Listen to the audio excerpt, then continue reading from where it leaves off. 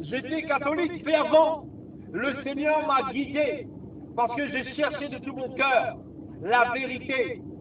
Je me suis rendu compte, étant catholique, que beaucoup de choses qu'on pratiquait n'étaient pas bibliques. On adorait les statues, on adorait la Vierge Marie. Et le Seigneur nous enseigne que nous ne devons pas adorer aucune image taillée, aucune statue. Et il dit très bien que les idolâtres ne rentreront pas dans le royaume des cieux. Et aujourd'hui, le Seigneur m'a sorti de la religion catholique. Le Seigneur m'a conduit à sortir parce que la mise en pratique de sa parole n'y est pas. Ceux qui l'aiment mettent en pratique sa parole.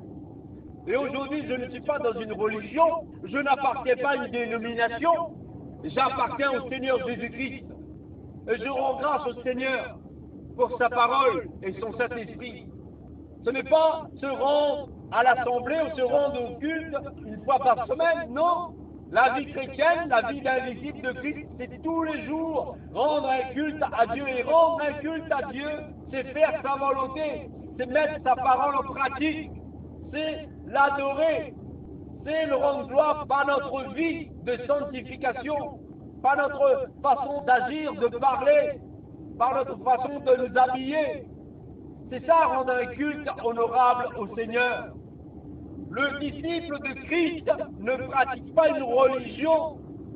Le disciple de Christ est une nouvelle créature qui marche par l'Esprit, par la parole de Dieu, et qui obéit à la volonté du Maître, qui sont dans les choses spirituelles, qui n'est pas attaché à ce monde ni aux choses de ce monde, mais qui est attaché au royaume des cieux, à la cité céleste.